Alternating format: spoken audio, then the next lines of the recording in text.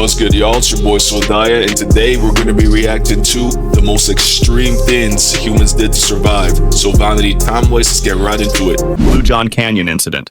Blue John Canyon incident? What type of name is that?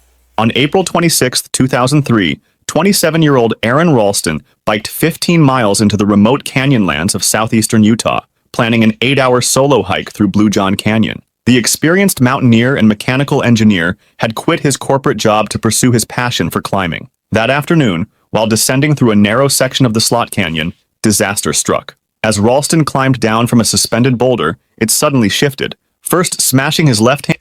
Why do people do this? Like, what is the point of You know what? We're gonna save that for later. And then crushing his right hand and wrist against the canyon wall. The 800-pound chalkstone had him completely pinned 100 feet below the desert surface and 20 miles from the nearest paved road. Ralston had broken his own first rule of solo hiking by not telling anyone where he was going. With only 350 milliliters of water and... Yeah, I feel like when you're hiking, you got to at least let people know where you're going, because, like, anything can happen. Like a whole ass tiger can come out the bushes and like attack you. Like, anything can happen. This is why I just stay at home. I just sit my ass at home. You don't see me doing no cave diving, going into narrow caves. You don't see me going hiking to places where I know it's dangerous. I'm a homebody for real, bro. I just be staying at home, chilling and making YouTube videos. 2 burritos. He knew rescue was unlikely. For 3 days, he tried everything to free himself. He attempted to chip away at the boulder with his dull multi-tool knife, but barely made a scratch. He rigged a pulley system with his climbing rope, but couldn't budge the massive rock. As his water ran out, he was forced to drink his own urine. Ugh. On the 4th day... But hey, you gotta do what you gotta do to survive, so I don't blame the man. Convinced he would die, Ralston carved his name, birth date, and presumed date of death into the canyon wall. He videotaped goodbye messages to his family, preparing for the end. But on the 5th day, something changed. Wait, he videotaped... Oh, he probably still didn't have Wi-Fi, so he just recorded it, so... don't mind me. Ralston had a vivid hallucination of himself, playing with a future child while missing part of his right arm. This vision gave him the belief that he would live. When he woke on the 6th day, his trapped arm had begun to decompose. Desperately, he realized he could break his radius and ulna bones using torque against the boulder. He snapped both bones, then began the agonizing hour-long process of amputating his own arm with the dull 2-inch knife. Holy... No, I want y'all to imagine the type of pain like this would take, the type of torture like this would be. Like, this takes a lot of mental strength, but that's crazy. And all because he saw his future kid. God showed him his future kid in a dream. Cut through skin, muscle, and tendons, using the pliers on his multi-tool for the tougher tissue. Using tubing from his camelback as a tourniquet, he carefully managed the bleeding. Once free, Ralston's ordeal was far from over. He rappelled down a 65-foot wall with one arm, then hiked 7 miles toward his truck. After walking for hours, he encountered a Dutch family on vacation who gave him water and alerted authorities. A helicopter picked him up just 4 hours after his self-amputation. Ralston had lost 40 pounds and 25% of his blood volume, but he was alive. The incident later inspired the 2010 film 127 Hours. Yo, I might have to go watch that movie. Like, really? Wow, that's crazy. That captured what it meant to endure 6 days alone in a canyon and brought international attention to Ralston's survival. The real story, however, remains one of the most extreme self-rescue cases ever documented. No, that is like extreme. Like I said, the amount of mental strength that takes is crazy. And I'm happy this guy got out alive. Ciula Grande incident. On June 6, 1985... All these strange names. Ciula Grande incident. Let's see what this one's about. 25-year-old Joe Simpson and his climbing partner Simon Yates reached the summit of Ciula Grande, becoming the first to successfully... Always climbing something, always going inside small holes, just always doing skydiving, just always trying to put yourself at risk. I just don't get it. It's always going to be climbing. What's next? Next video, the guy's going to go jumping off a cliff? Like, come on now. Climbed the previously unclimbed west face of the 20,814-foot Peruvian peak. But their triumph quickly turned to nightmare during the descent. The pair chose to descend via the treacherous North Ridge in deteriorating weather conditions. On the 4th day, while navigating a steep ice wall, Simpson fell and landed awkwardly, crushing his tibia into his knee joint and shattering his right leg. With no hope of helicopter rescue in this remote location, Yates made a desperate decision to Why are y'all going to such remote places where there's like no hope that even a helicopter can rescue you? This is what I don't understand.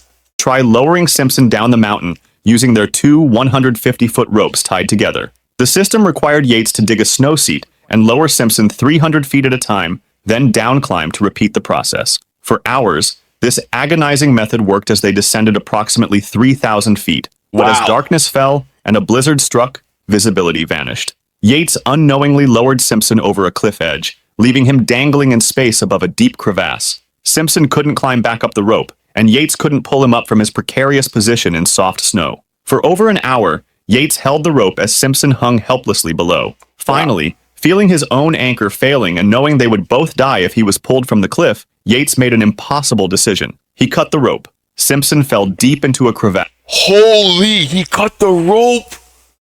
That's crazy. No, but like, was he holding all that up of his body strength? Because nah, he really just slammed his friend. And no, since this is like a video about like how they survived, I need to see how he gets his get back. I need to see this.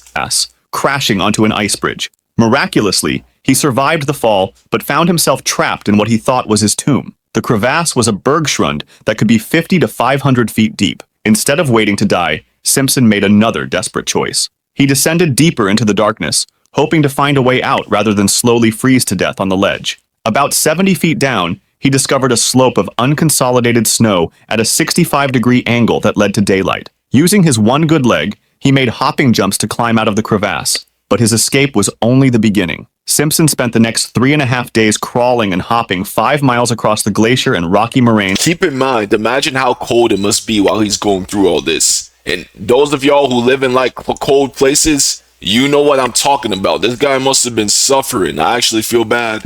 Back to base camp. Without food or water, delirious from pain and exhaustion, he dragged himself through the night, driven by sheer willpower. Hours before Yates was scheduled to abandon base camp, Simpson's desperate cries were heard. He had made it back from the dead. The jungle nightmare.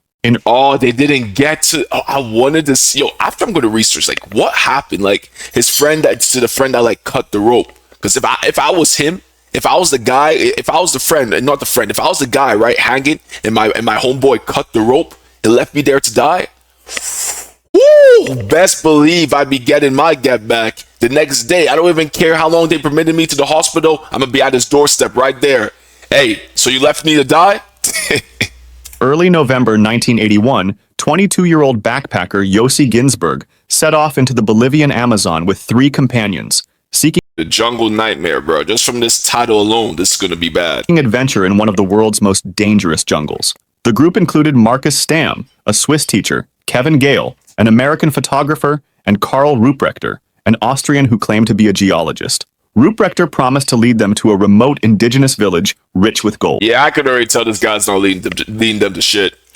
After days of difficult jungle travel, the group discovered that Ruprechter was not really a geologist, but a con artist with no jungle experience. They decided to split up, with Ginsberg and Gale building a raft to navigate the dangerous Tuichi River back to civilization. What happened next changed everything. If y'all seen Jungle Book, bro, and seen all these like jungle movies, y'all know how dangerous the jungle could be. They got all sorts of blasphemous insects and animals just waiting to eat you at any moment.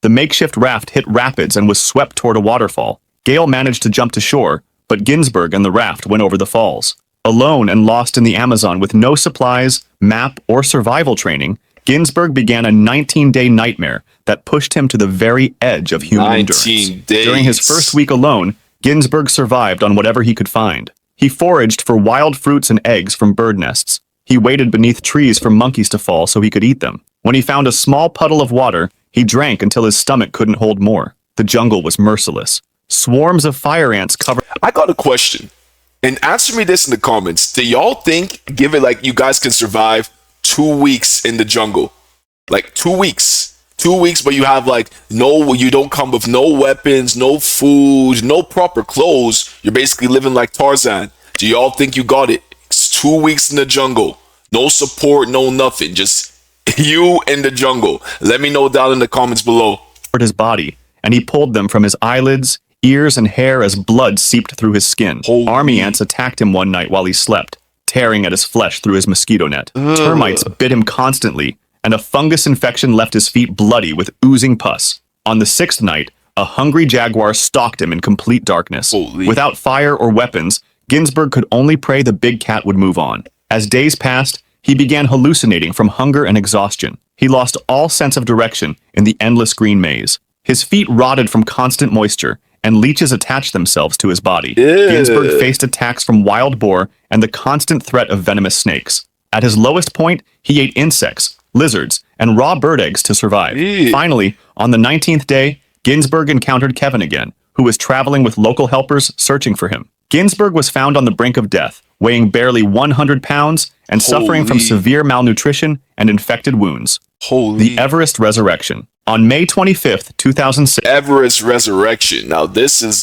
don't tell me he's gonna be stranded on Mount Everest, bro, because that's gonna be terrible. 50-year-old Australian mountaineer Lincoln Hall achieved his dream of reaching the summit of Mount Everest after a previous failed attempt in 1984, but his celebration was short-lived. During the descent from the 29,029-foot peak, Hall began showing signs of severe altitude sickness. At 28,200 feet, he developed high-altitude cerebral edema, a life-threatening condition that caused dangerous swelling in his brain. The illness made him confused, disoriented, and combative. His Sherpa guides tried for hours to help him descend, but as nightfall approached and their oxygen supplies dwindled, Hall became unresponsive. Expedition leader Alexander Abramoff made the heartbreaking decision to order the guides to leave Hall on the mountain and return to camp to save their own lives. Leave Hall on the mountain. Yo, why is there so much L people in this video? Like, first we got the guy who cut his friend's rope off and he just fell down, and now we got this guy leaving his friends in the mountain of Mount Everest. Like, that's crazy. Leaving his friend on Mount Everest. That's insane. Like, come on, bro. We got to do better. At 28,540 feet, just below the summit, Hall was pronounced dead. A statement was released to the That's media, crazy. and his wife Barbara was notified that her husband had perished on Everest. But Hall Nah, I'd be so tight, bro. I'll be so cheesed if someone left me there, said I was dead. Mind you, I'm not dead yet. I'm suffering. Y'all come save me. What you mean dead? No one's dead. wasn't dead. Through the freezing night, with temperatures plunging far below zero and howling winds, he lay unconscious on a narrow ridge above an 8,000-foot drop. Wearing inadequate gear for the conditions, Hall somehow I need to see how he survives this. Like, I'm generally so hooked. survived 12 hours in conditions that should have killed him within minutes. The next morning, as an American climbing team led by Dan Mazur made their own summit attempt, they were shocked to discover Hall sitting cross-legged on the summit ridge, very much alive. When Mazur approached, Hall looked up and said calmly, "I imagine you are surprised to see me here." Though still confused and hallucinating from the brain swelling, Hall was conscious and able to speak. Mazur and his team immediately abandoned their own summit bid, knowing they had only one chance to save Hall's life. They gave him oxygen, warm clothing, and food, then began the dangerous process of helping him descend. The rescue required enormous sacrifice from Mazur's team, who gave up their only opportunity. Clap it up for the Azurus team, bro. Like, clap it up for them. Do you ever guys before? L people. Generally L people, bro. We don't need them. But these guys right here, clap it up for them. To summit Everest. Hall was eventually evacuated by helicopter from a lower camp and survived, though he lost the tips of several fingers and a toe to frostbite. Holy. He credited his survival to his study of Tibetan Buddhism and an unshakable will to live. Sahara Marathon Incident. On April 10th, 1994, Sahara Marathon Incident. No, we bound to be stranded in the desert or something. This gonna be bad. 38-year-old Italian police officer Mauro Prosperi lined up with approximately 80 other runners at the start of the Marathon des Sables, a grueling 156-mile ultramarathon across the Sahara Desert in Morocco. The former Olympic pentathlete had trained for months, running 25 miles daily while deliberately reducing his water intake to prepare for the brutal conditions. On the fourth day of the race, during the longest 57-mile stage, temperatures soared to 115 degrees Fahrenheit. Holy. At 1 p.m., after passing the third checkpoint, Prosperi was maintaining a strong seventh-place position when an unexpected sandstorm struck. The blinding storm completely disoriented him, and when it cleared hours later, Prosperi could see no other runners or race markers. he was utterly alone in the vast Sahara. For the first That's 2 days, crazy. Prosperi rationed his remaining water to half a bottle while walking during cooler hours to conserve energy. He ate only one energy bar, trying to make his food last. By day 3, dehydration was setting in severely. He was forced to drink his own urine to survive. On day 4, Yeah. desperately searching for shelter from the scorching sun, Prosperi discovered a Marabou shrine, an ancient stone tomb. Inside, bats hung from the ceiling. Using his knife, he killed and ate the bats raw, drinking their blood for moisture. Wow. This right here is how stuff like Ebola or COVID became a thing. That I wonder what new disease he just spread. I wouldn't be surprised if COVID started because of that one incident.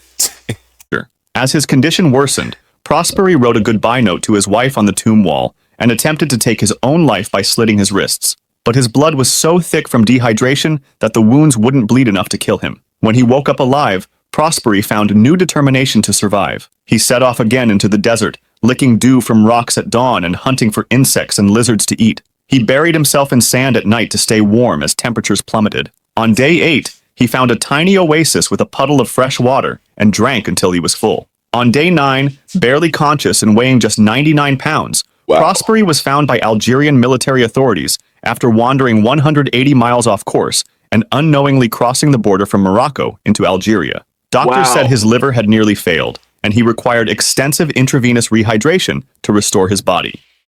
The Blackface Incident. On May 10th, 1996, The face incident.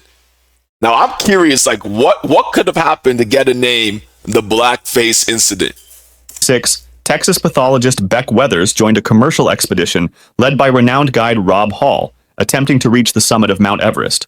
It's always Mount Everest. There we go again with Mount Everest, bro. Always want to climb Mount Everest. Just leave Mount Everest alone. Weathers wasn't a professional mountaineer, but he was an experienced climber who had turned to extreme adventure to cope with severe depression. What he didn't anticipate was how the high altitude would affect his vision. Weathers had undergone radial keratotomy eye surgery 18 months earlier, and as the team climbed higher, his eyesight deteriorated rapidly. By the time they reached high on the southeast ridge near Camp 4, Weathers was effectively blind. Unable to continue safely, Hall instructed Weathers to wait there while he guided another client to the summit, promising to return for him on the descent. There we go. Another L guy, bruh. We all know damn well he's not coming back for him. Come on, we all know this now. We've seen enough of this video to know this guy's not coming back for him. But Hall never came back. Yeah, While well- assisting another climber, Hall became trapped high on the mountain and later died. As a massive blizzard struck Everest, Weathers and several I was not expecting that. I was not expecting that at all. other climbers became lost and disoriented just a few hundred yards from the safety of Camp 4. When guide Michael Groom tried to lead the group back to camp, the storm's fury made navigation impossible. The group huddled together for hours as temperatures plummeted and hurricane-force winds battered them. By the time there was a brief break in the storm, Weathers had been so weakened by exposure that he and 4 others were left behind while stronger climbers went for help. That night, Weathers lay in the snow, slipping deeper into a hypothermic coma. A fellow guide found him the next morning, but determined he was too far gone to save. Weathers was What? officially left for dead. His condition was so grave Nah, that gotta be crazy. What do you mean too far gone to save when he's clearly alive? Like, some people just don't be thinking. Like, it be making me mad. that his wife Peach received a phone call in Dallas informing her that her husband had died on the mountain. Wow. But 15 hours after being abandoned, something remarkable happened. Weathers regained consciousness. Despite being severely hypothermic with massive frostbite covering his hands and face, he somehow found the strength to stand up and stagger toward Camp 4. When he Wow. stumbled into camp, his teammates were shocked. His face was so blackened and swollen from frostbite that they barely recognized him. He was Wow. left for dead a second time when another storm collapsed his tent overnight, and fellow climbers again assumed he had died. But What? Yo, this is insane. once more, Weathers proved them wrong. The next morning, rescuers found him still breathing and organized one of the highest altitude helicopters. Nah, those climbers gotta get like charged or something. Like that gotta be a crime. That gotta be a crime or something. Like the cry charged for ignorance. Cause what the hell? Not once but twice. Y'all left him dead. That's crazy.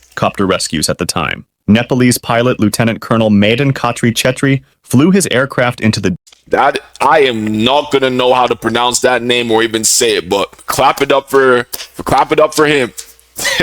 deadly thin air twice to evacuate Weathers and another critically injured climber. Weathers Yo, survived, W guy, bruh. but paid a We terrible need more people like what's his name? Lieutenant Colonel Madan Khatri Chetri Maiden Khatri flew Chetri. Yeah, yo, I'm gonna clap it up for you, bro. You just saved that man's life. his aircraft into the deadly thin air twice to evacuate Weathers and another critically injured climber. Weathers survived, but paid a terrible price. Frostbite forced the amputation of his right hand, all fingers and thumb on his left hand, parts of both feet, and his nose. Yet he considered That's so unfortunate though, but hey, at least he's alive though, and not alive. Like he can see his wife's face and children's face, so that's a W in my eyes. himself lucky to be alive, crediting thoughts of his family with giving him the will to survive against impossible odds. That's what I'm saying, bro. Like, if y'all are ever in a situation like this, always think of what you guys hold dear. Always think of what you hold close to your heart. Who knows? Maybe that'll give you the strength to do the impossible. You never know. But anyways, though, this was a pretty interesting video. Y'all let me know down in the comments what was your favorite story from all of this. Because for me personally, the most insane one, it gotta be this one right now, the one we just watched, because like his friends left him for dead, like not twice but like 3 times, and he still came back alive. But hopefully this teaches y'all, don't climb Mount Everest, don't get stranded in the rainforest, don't in the jungle, don't do any of that. But anyways though, hopefully you guys like this video. Don't forget to leave a like, comment, and subscribe, and I'm gonna catch you on my next video. Have a great day and peace.